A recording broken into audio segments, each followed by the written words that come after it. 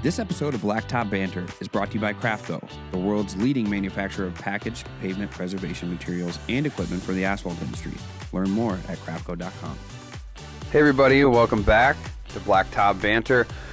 I'm your host, Marvin Joels, and we've been mixing it up really good here at Blacktop Banter. A lot of different guests. We've had TV personalities on, and then we have presidents of paving companies on, and I'm really super excited because I have a friend on today, a friend I made last year in Ohio.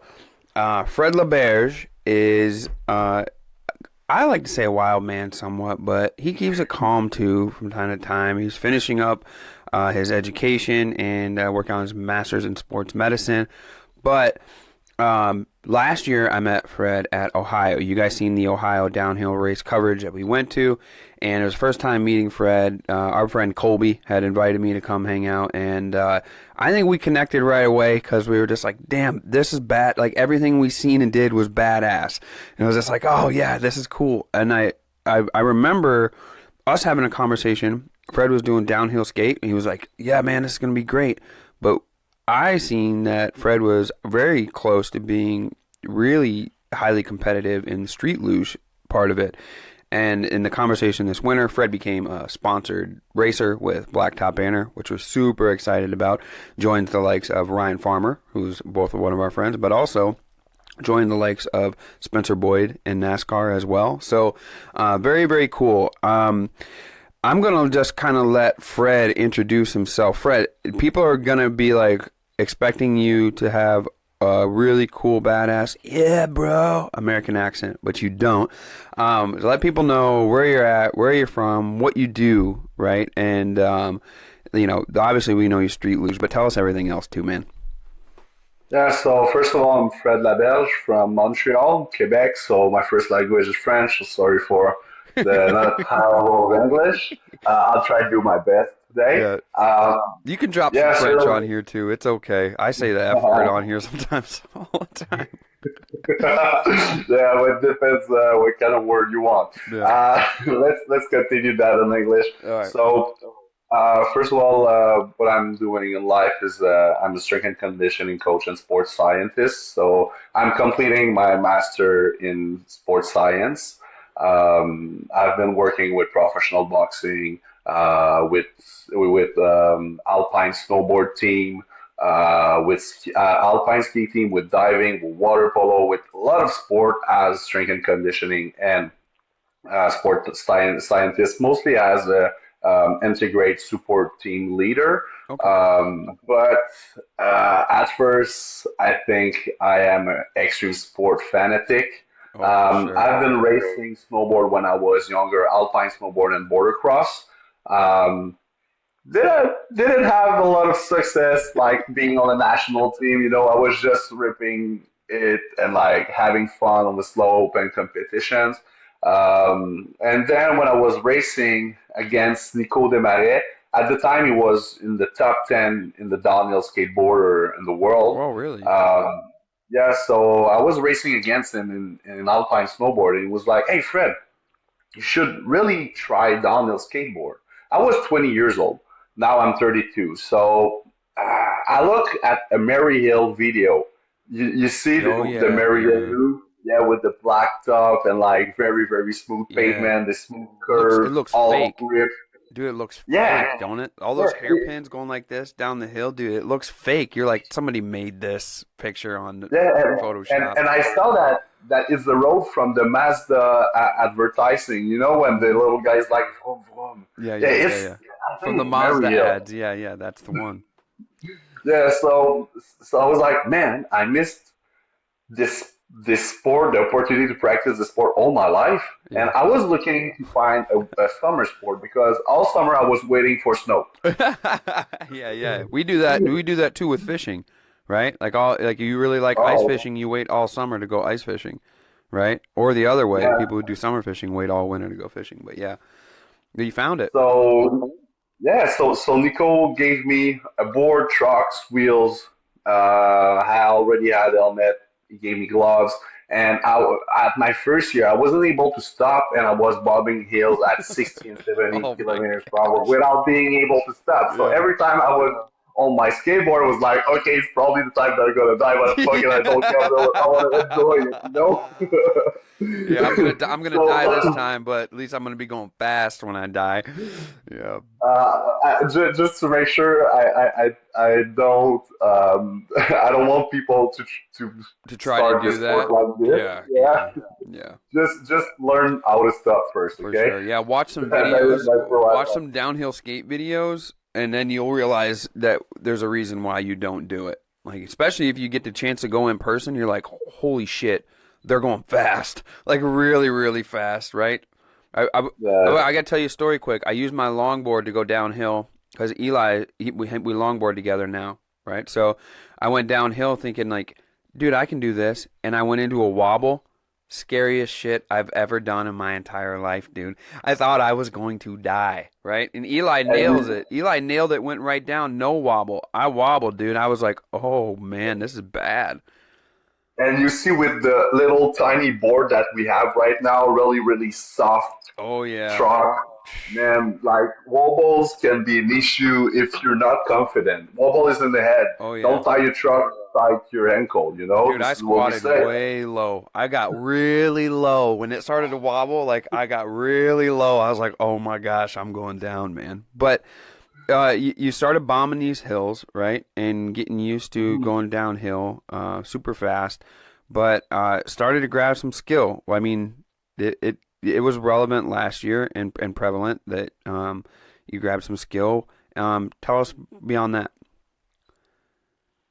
Yeah, but I was practicing downhill. I was looking for when I was younger to go to compete, but I started my career and I had to travel a lot with teams. So like mid June to mid July, I was in France with the Quebec ski team.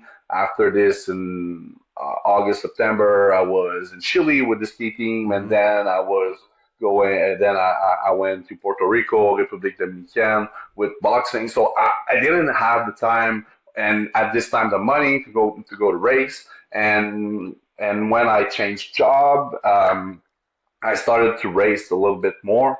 And my friend Jan gave me 3 years ago a luge, this Really? luge. That It luge? was big, yeah, and like, see, the luge looked pretty shitty. Oh Okay, yeah, yeah. it's still an old luge. And like I tried it. It was like, oh, it, it's so fun. It goes faster than skateboard.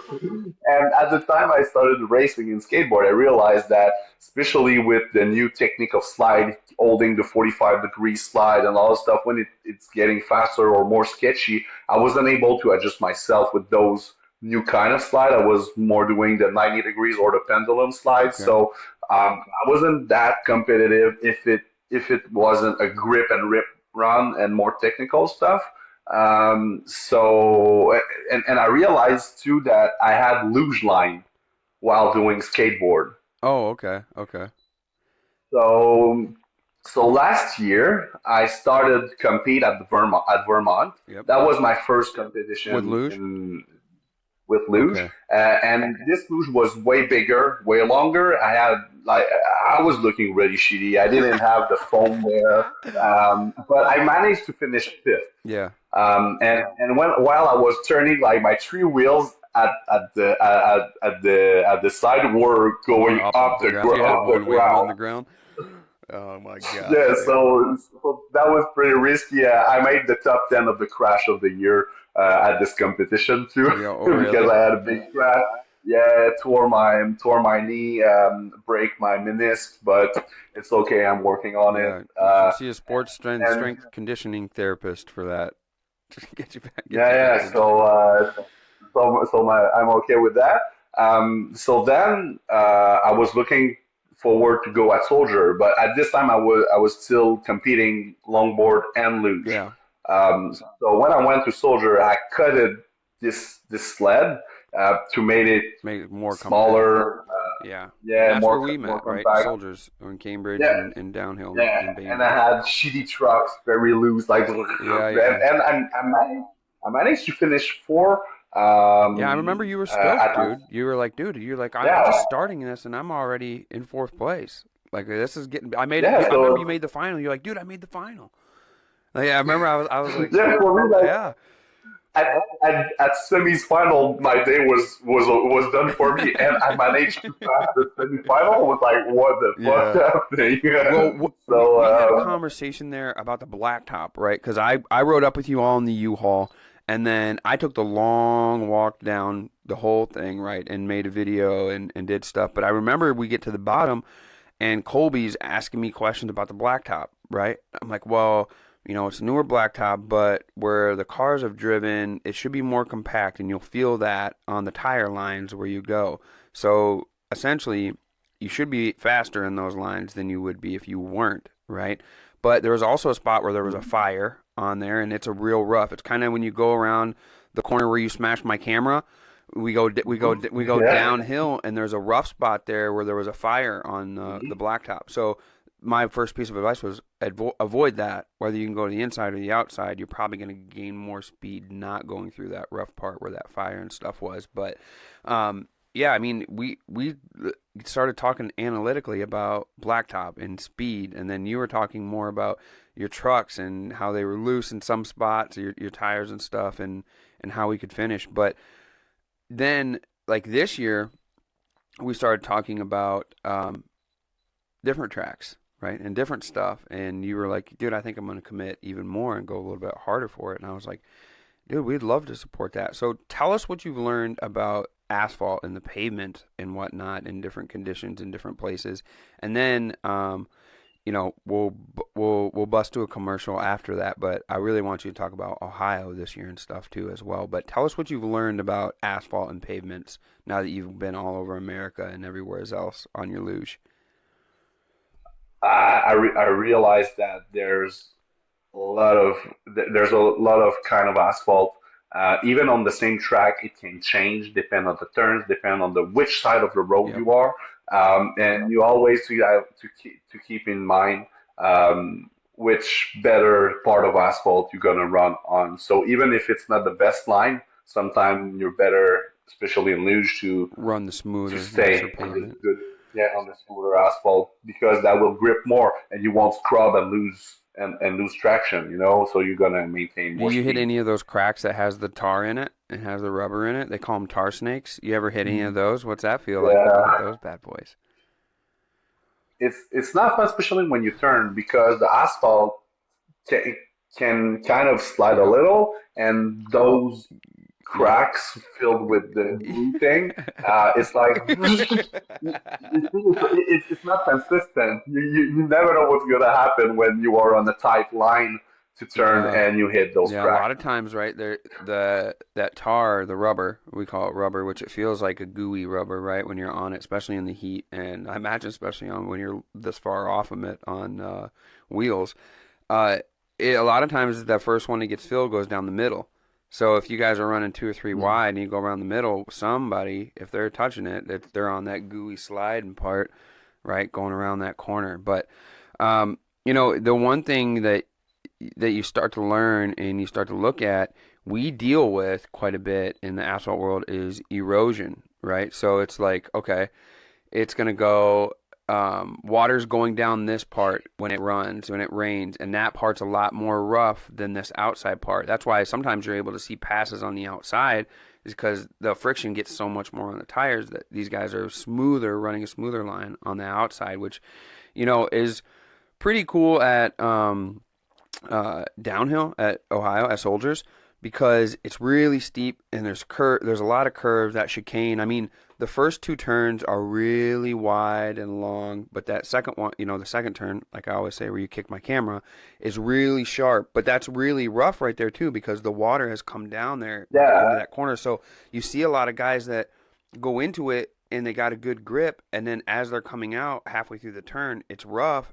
Dude, they end up in those hay bales right past that driveway. They end up in those hay bales pretty often. Dude, just talking about it makes me sad I missed it this year. But yeah, I mean, taking that into account is a big deal. And I didn't have any idea that, first of all, I knew street luge existed, but I didn't see it at all as on my radar. But once we started to talk about the pavement, it made a big deal, right, about it. So I think about that when I see you all out there, and I like to think that maybe now that goes into account a little bit when you guys do your track rundowns and you do your practice and whatnot. Tell us a little bit about designing the line in your brain before you actually hit it, because Soldiers changed this year. We'll talk about that after the break, but tell me a little bit about your line. Do you talk to people about it in the meantime, or do you keep it all to yourself and try to test it? What do you do to gain some kind of an edge, I guess, or an overall understanding of what you want to do? Uh, we are a small community, and I really enjoy having competition and put the level up of everybody. So I Hmm. share my line. No problem. If you have the balls to take my line, go to take it. Uh, I so seen the for split Soldier, times. by I seen the example, split times. Not very many people had the balls to take your line. I can tell you that much at Ohio. yeah. So like for the right turn, the second turn that we are talking about, my line was going really to the left to the Wide, yeah. outside to make sure that I already had my grip on the Hmm. rough pavement. So I was already aligned straight for the right pavement because most of people are staying in the middle They of, do. of the track. So they finish their grip turn in the rough, and that makes you Yeah. scrub a little.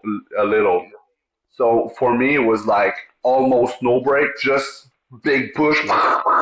at the start, and then I was in the inside of the Hmm. first turn. There was a lot of cracks, so I was wobbling just before putting a little bit my foot on the pavement, and then jumping into this turn and making sure that I am straight when it Oh, switched to I rough got you. I pavement. got. So you hung to the left on the second turn so that you could dive to the right more on the inside. Is that right? Coming out of turn two. Hmm. A lot of guys will hang in that middle and think they're going to dive, and they don't get a chance to, and they'll end up in those hay bales on the left right at the end, or at least close to it. But your line there gives you a chance to take the inside if somebody does push to the middle, right? So I mean that could be an early passing spot right there on at Soldiers, if you play it right. But there's a lot of heat coming into that corner every time when it happens. So I think it all depends on who's going where And and what kind of push they had. yeah, and you have the right point. It's about the push. So my push is so powerful that like I'm way ahead of most of Yep. everybody. So I feel comfortable there to make this Hmm. outside inside, so Yep. nobody's gonna hit me.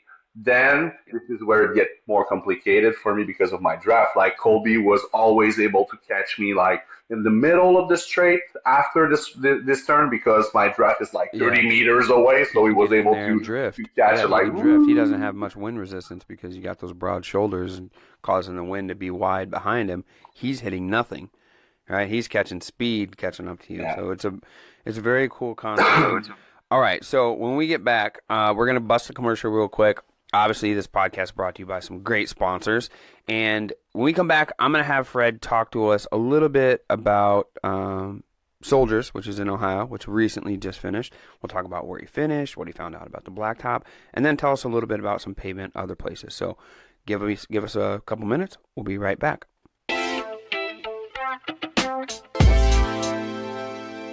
Asphalt maintenance contractors. Winter's just around the corner, and we all know the harmful effects that colder months have on pavement.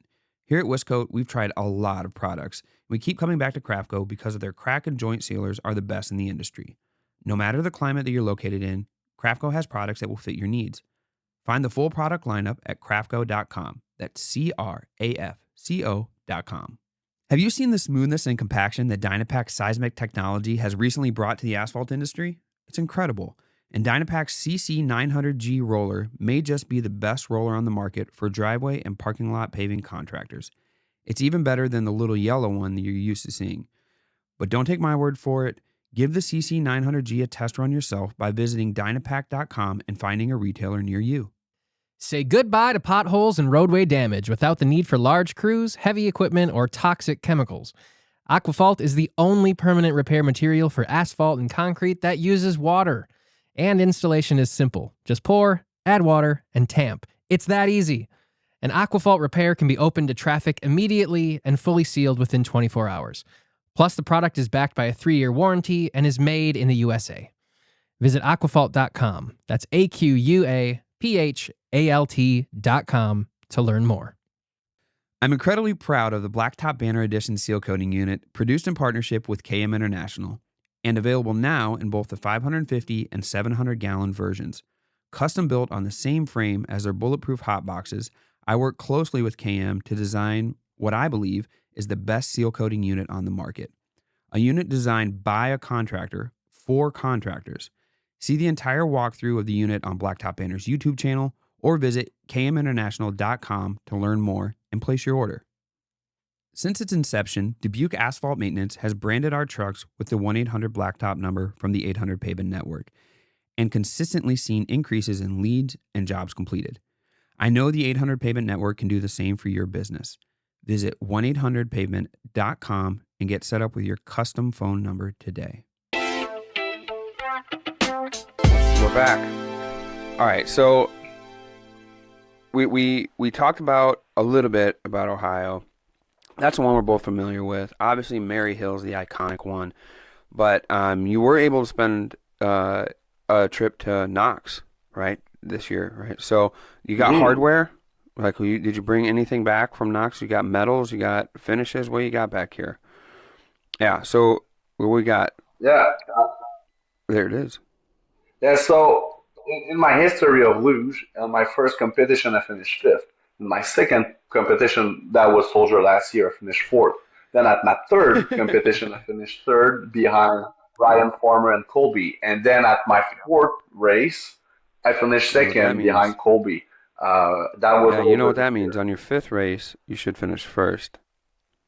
Like that's the way you're trending. Yeah, let's catch up, Colby, next year, and that is my goal. I want to work on it all winter long and at the beginning of the summer for sure. That is my goal. I really wish that I'll be able, even if the course is technical or draft course, to play around Colby and having head to head, being shoulder to shoulder on the chicane, and at Knox I beat him on the rain, and that was my. I don't know if I can say that in the air, but like that was my first run ever on a luge. It was semifinal, I think, and it was wet.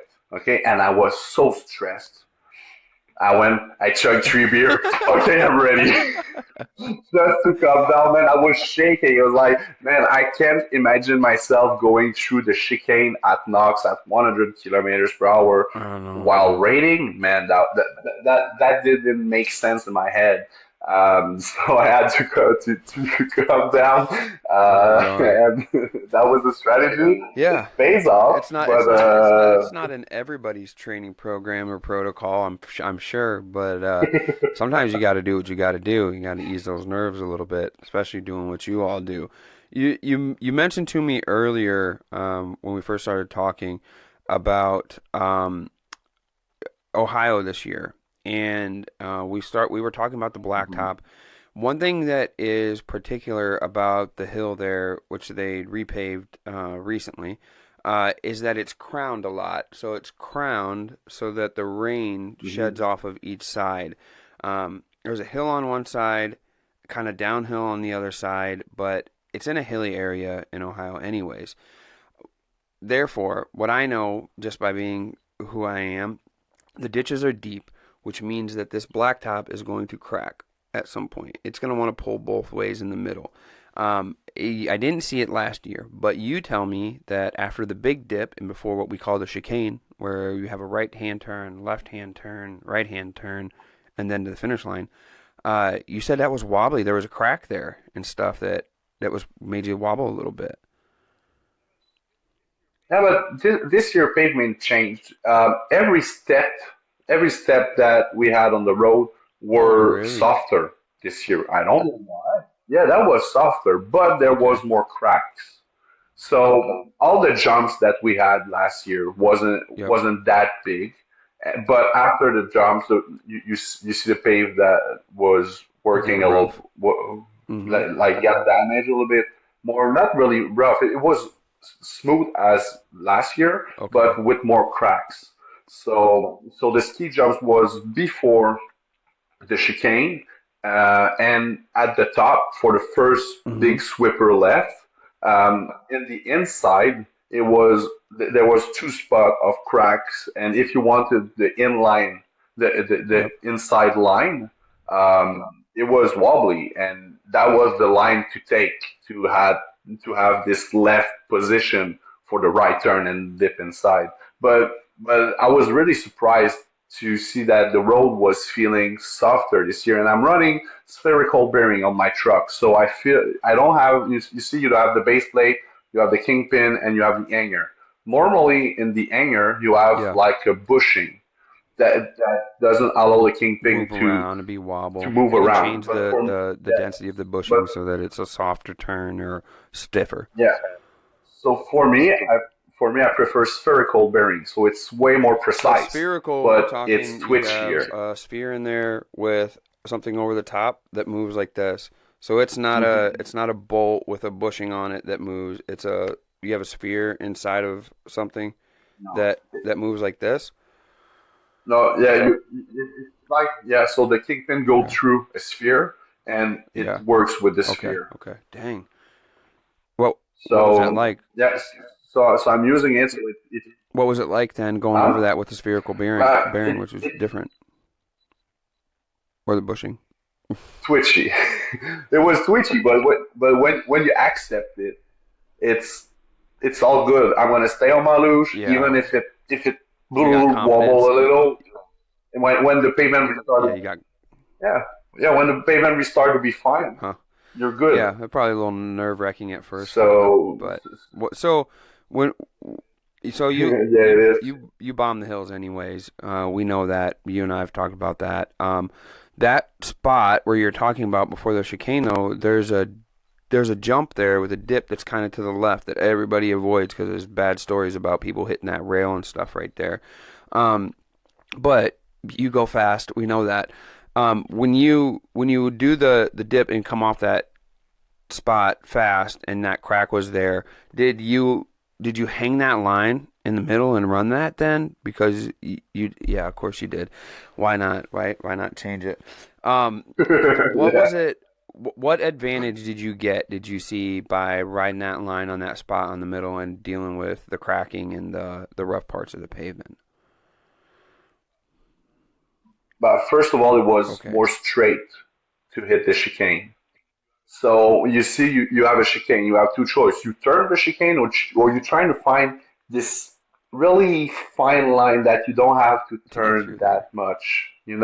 So you just yeah. So you just go. You see the chicane. You take the inside line for the right chicane. And what is very weird with Soldier of Dawn is when in the chicane it turns at right, Yeah. it banks to the left, and when it turns to the right, it banks to the when it Banks to when the it turns right. to the left, it banks to the right. Yeah, so I had if you stop on the course and you take a look at the chicane, you see there's from the ski jump pretty fine straight line that you don't have to turn that much. And I really think that yeah, I got this from snowboard cross. You see when you finish a bank and you see a line of jump and another banks, you trying to find the way that you don't have to put edges and Yeah. always having flat base on the snow to get the more speed that you can, because edge is not fast and flat base is faster. So I was looking in the same with the It same is. concept to It's soldier, faster. to try and The find my more surface yeah area that's touching is faster than a pressured edge. Is that true? the pressure. Yeah, the thing is that a pressure hedge you have more resistance Down. because you Yeah, go yeah, yeah. into the snow. So you're You, carving yeah, your hedges versus go into moving. the snow. You're carving, and in snowboard cross, the more flat Faster base goes out. you can have, the better it is, because yeah, and the bases have products that makes you go faster, like fuel Yeah. and the wax you use, and the additive Well, used to in go the chicane faster. at So Ohio, when you were I looking so down I it took and trying to find that fine line going down the middle, that's a shorter track than somebody who's doing this, right? So therefore, they're having to cover more and area to get to the same location than you are. It might only be a luge or two, But Yep. from every racing that I've ever known, it doesn't matter how much you win by. If you win, you win, right? So if you gain 6 inches and it gives you the win, you win. Yeah, for sure. And the other reason why I was taking this line is that, as I said at first, is because I know I have a big draft. If I'm taking a sketchy line and somebody's following me, Oh he will yeah, probably put yeah, yeah, brakes, yeah, and I yeah. They won't. they they would have to come back. But So I if was everybody's wishing. going like this and all following, then they're all kind of grooving. But if you're cutting down the middle and they want to come back, they're going to have to brake a little bit and brake a little bit, and then you would have an advantage going forward. Dang, man. Yeah, so it was that was the second reason.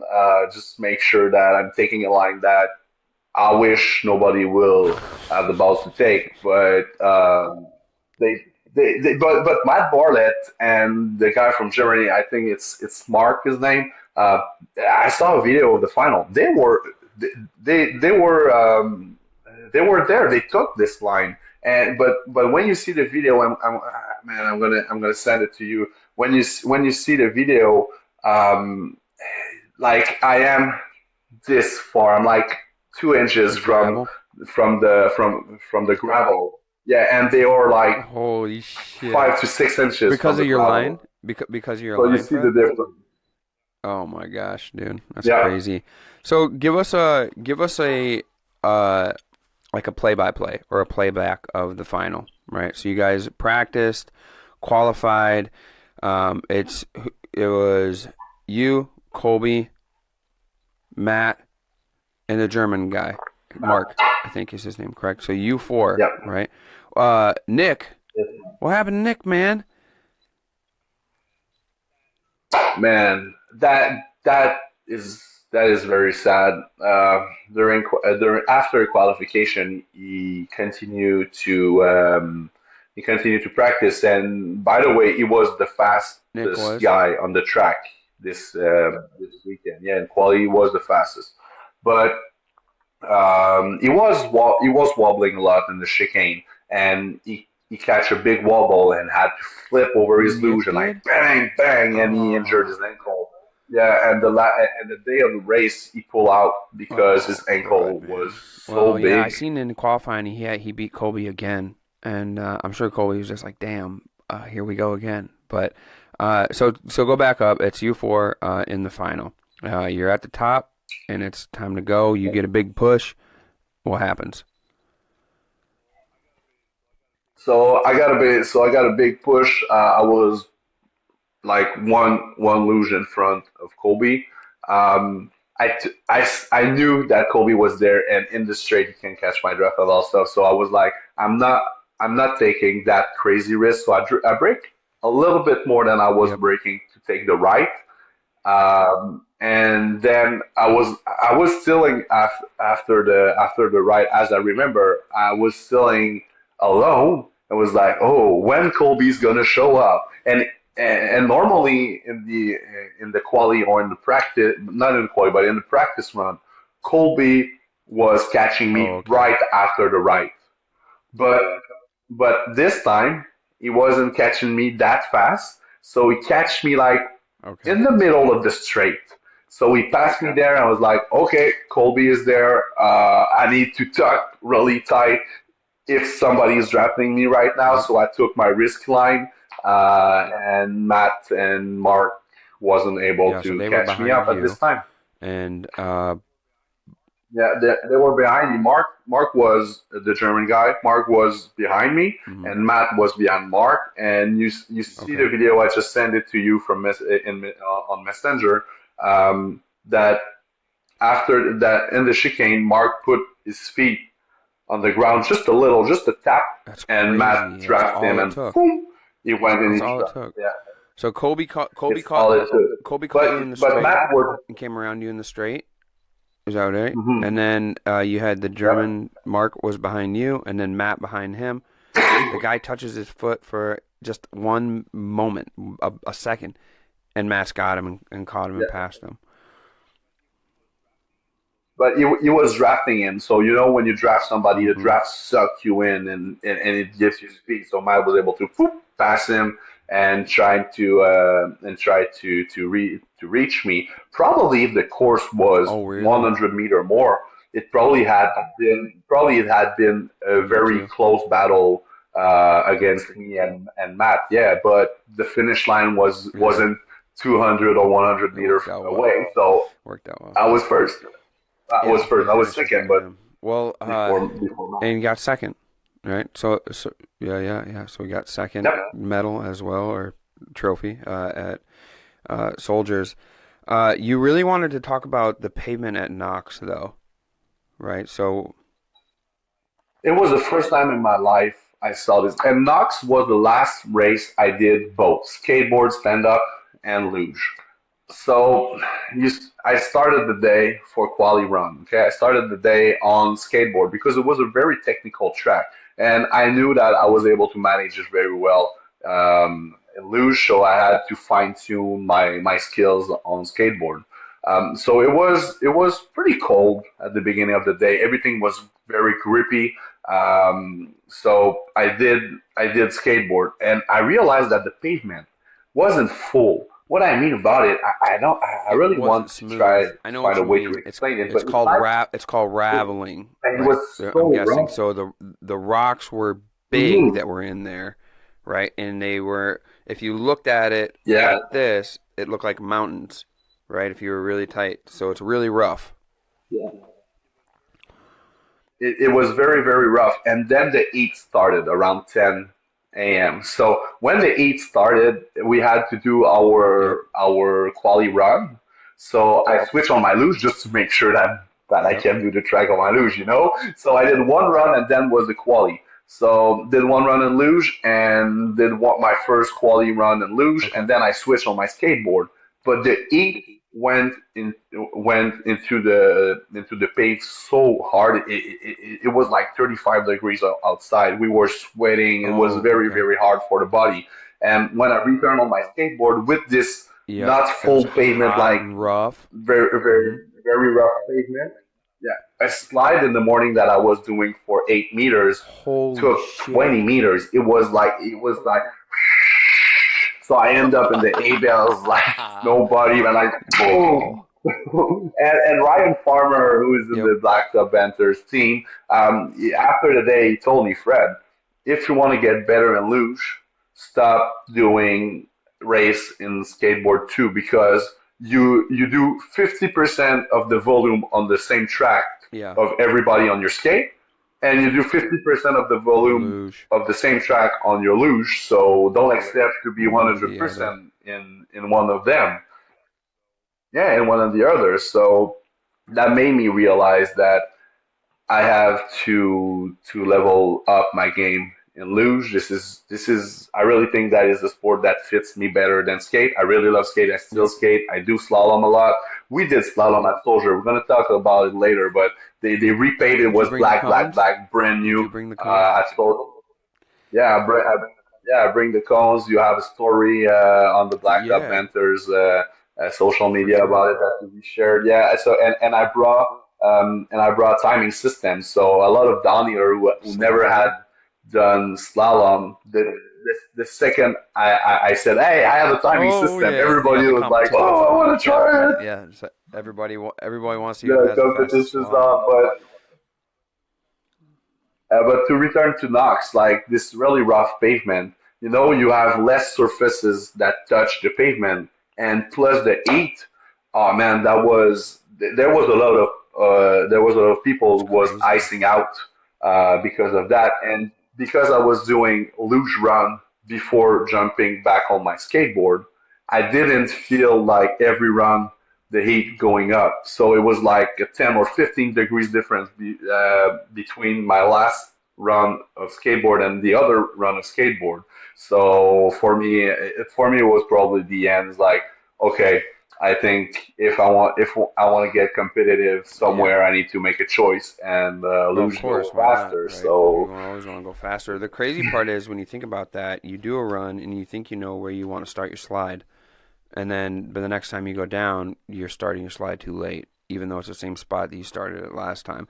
I would imagine on skateboard too, the slide and the way that you navigate the track is different compared to your luge. So you kind of might take some false information from your skate practice and throw it into your luge and end up kind of compensating for something that's not there, or just, starting a slide earlier because it worked well with your luge versus the skate. So it makes sense to commit one or the other all the way. But yeah, man, the different pavements. Yeah, I realized with the braking. Yeah, I realized it was with the braking. At Knox, I was braking too early on my luge because I was Oh, sliding okay. earlier on my skate. So this time at Soldier, I was able to wait till the last Yeah. minute to brake for the right turn. And the other thing with the pavement at Knox is because of those like little mountain like inconsistent pavement. Oh, I ripped my fingers. You're sliding and your fingers sometimes it's touching a little. So on the right hairpin, when I was regripping, all my finger oh, was dang. always catching. So I had to pull like a part Oh, of my finger, like dang, it really? was bleeding Dang, all dude. weekend. Yeah. But so it was like Yeah, like it was like sandpaper. grip tape, the pavement. Yeah, it was Yeah, yeah. sandpaper, but really really The rough tough stuff. The good sandpaper. stuff. Yeah, get the edges out. Yeah, and when you have hardware on your luge or on your skate, and you hear that Mm-hmm. when you're when you're going straight, it's supposed to be smooth, and you're supposed to hear this. Yeah. Yeah, but you Then hear this. it's like, dude, you're like, am I on a gravel already or no? So to finish That's up, tell us crazy, a little but bit about the slalom down there, because that's really what we share quite a bit, is you all doing slalom. We did see, we seen the pump track that's up there in Montreal and whatnot too, the new one that got installed. Seen some of the kids out there on the pump track and whatnot. But really for us, it's the slalom that we share to the story quite a bit, because to see your guys' upper torso staying completely still, but your legs doing one of these numbers all the way down, was pretty epic. So tell us about the slalom at Ohio.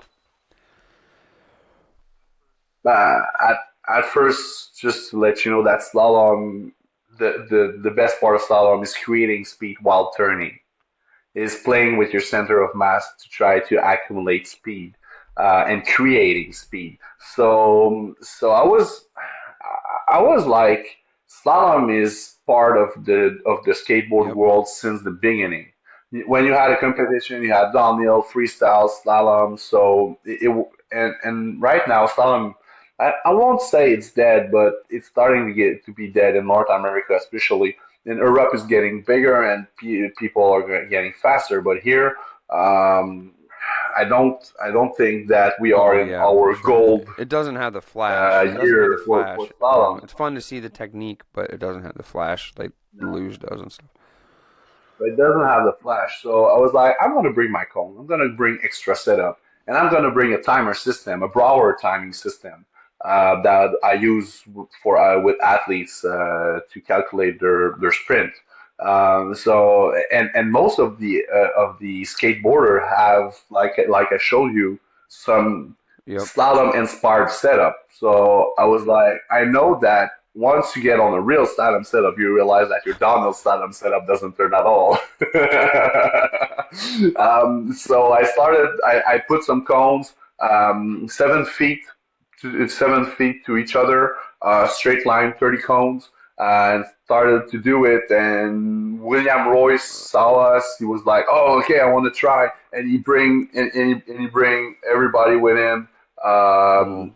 That was a very very fun moment. I think for 1 hour and a half, we just took time, and when people were getting better and better, we just took time. So we had Okay. 6.3 seconds. That was my score. Until like 9 seconds for the Okay. same for the That's same track. crazy. So depends on the technique and how you can create speed. On 30 cones, you can have a Yeah, gap that's a of big deal. 2.5 seconds. And the pavement was freshly paved. It was, when we talk Oh about yeah, blacktop, yeah, it was yeah. black, I black, seen black, that. blacktop. It's the road Hmm. just beside the campsite, and it's a little downhill, like Yeah. really not that crazy, just a little downhill. can cruise. So we put the cones there, and it That's was in front of cool. everybody. So a lot of like Chase Hiller tried it. Chase Hiller is like a very very talented and fast guy, and I think he made it in the 7 second. It was probably his first time on the Dang, slalom that's skateboard. And he crazy. was ripping like Yeah. boom boom boom, and you hear the wheel when you have a good pavement. You hear this because like you're almost scrubbing, but the urethane of your wheel is deforming and gripping on the pavement Oh, gives the you a urethane is pushing rebound you. to the Boom, next turn. boom, because it has Yeah, it's force, right? I mean, you're pushing down and it's rebounding back. yeah, Crazy, man. Well, I hope we get to see some more of those ones coming up because those are, I for us like to see speed and the legs going like this. It's fun to see. It's fun to watch. It's kind of like those videos, like So Satisfying or whatever they're called, something like that. But to finish, I don't want people just to think that you're a madman who bombs every hill and just has no direction on or no desire to have goals in life. Because he's not going to live very long because he's bombing them.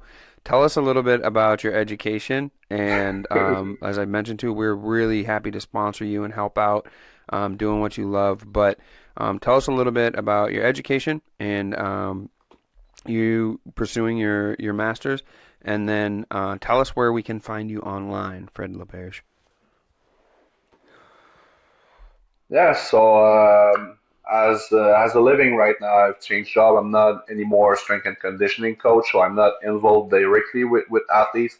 I'm directing a high level athlete supporting program.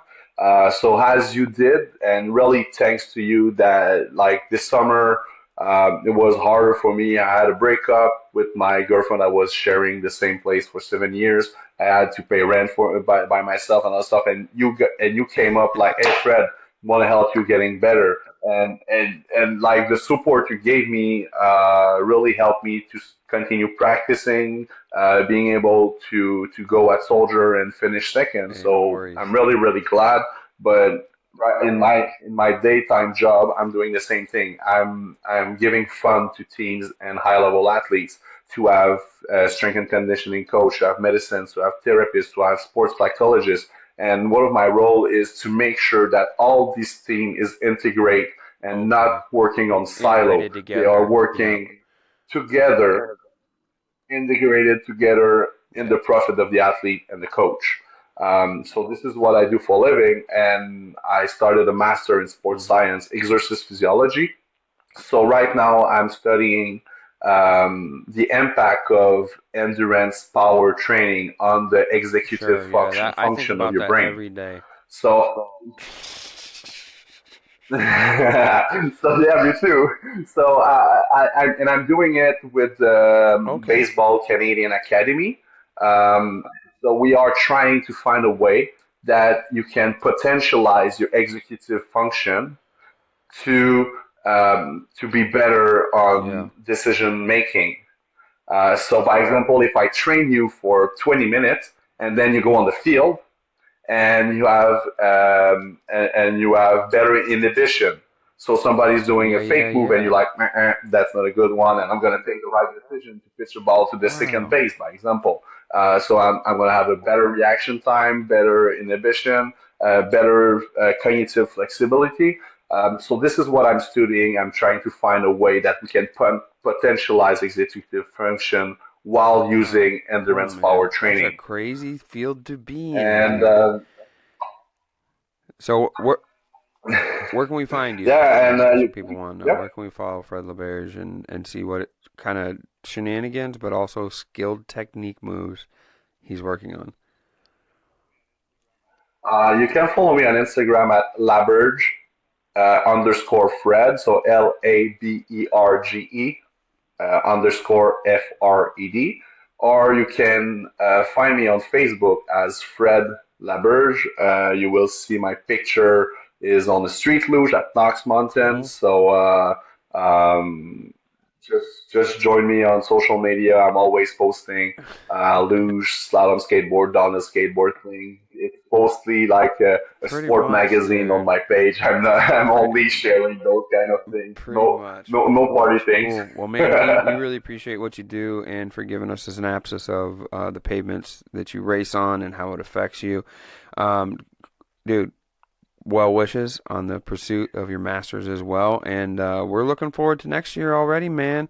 I got a feeling like we followed the trend, right? Your fifth race should be first place if the numbers don't lie. So Hey, and I'm qualified for the World Road Game in oh yeah. Italy in 2024, in September 2024. So officially, I'm making the Canadian team. So I will fly to Italy and try to Yeah. beat all those You're European gonna have to, American dude. guys. We need to. We need to. Well, that's very exciting, Fred. All right, man. So, for myself and for Fred Laberge, who copies my haircut, this is Marvin at Blacktop Banner. And as always, we speak asphalt. Peace. Hey there, Blacktop Banner fans. This is Hayden. I am the co-founder of Spot On Site. We're asphalt contractors ourselves. We run an asphalt paving company based out of Denver, Colorado. We know this is a game-changing app that will help you measure and mark your locations in your parking lots, document using time-stamped photos, videos, and comments, and send professional-looking reports to your customers. We have a free 14-day trial on spotonsiteapp.com. Hey, Jessica Lombardo with Pavex, the Pavement Experience, and I want to invite you all to join us in San Antonio for the first ever event. It will be held January 30th through February 1st at the Henry B. Gonzalez Convention Center. We are going to have a live equipment demonstration over 2 days, 60 hours of educational programming, and a full trade show floor with over 75 manufacturers of equipment in the paving and pavement maintenance space. So please join us there, and to learn more and get yourself registered, visit www.pavexshow.com. When it comes to asphalt tools and supplies, Liberty Supply has darn near everything you need. I actually think the owner, Sam, sleeps on a mountain of spray tips in their warehouse alongside the pour pots, hot pots, steel brooms, chalk lines, flagging tape, and hundreds of other items. If you call Sam today at 800-397-9907 or visit libertysupply.biz, they'll get you set up with everything you need. For custom and multi-piece stencils, I always turn to Stencil Plus. They've supplied every stencil we use, and these things last a long time. Actually, I should probably call Jeff over at Stencil Plus and just say hi, because it's been a long time since I've had to place an order. Anyway, if you want long-lasting, high-quality stencils, head over to stencilplus.com and save 10% by using code BB10 during checkout.